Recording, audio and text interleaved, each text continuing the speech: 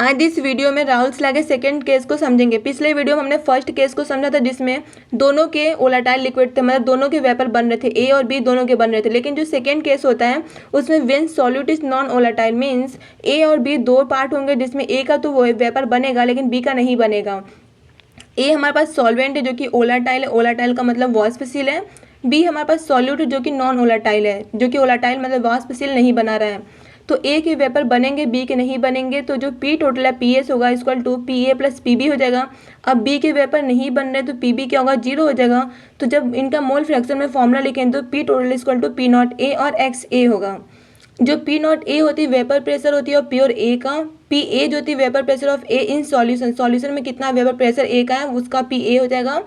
अगर X A mole fraction X A का क्या होगा, मोल फ्रैक्शन ऑफ ए।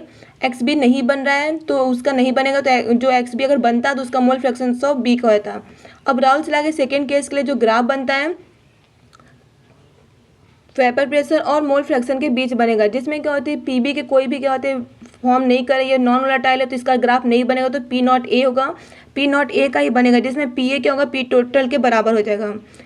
अब यहाँ पर एक्स ए क्या होती है, अगर इक्वल टू 1 लिख रहे हैं तो एक्स बी इक्वल टू 0 होगा। अगर यहाँ पर एक्स ए इक्वल टू 1 लिख रहे हैं तो यहाँ पर एक्स ए इक्वल टू 0 हो जाएगा, और एक्स बी इक्वल टू 0 लिख रहे हैं तो यहाँ पर एक्स बी इक्वल टू 1 होगा। मतलब ये डायग्राम तब बनेगा जब P T equal to P A होगा, मतलब केवल एक ही वोलेटाइल हो जबकि दूसरा वोलेटाइल ना हो। और P total equal to P naught A X, इसका फॉर्मूला होगा when A are volatile, then तब ये डायग्राम बनेगा। Thank you for watching this video.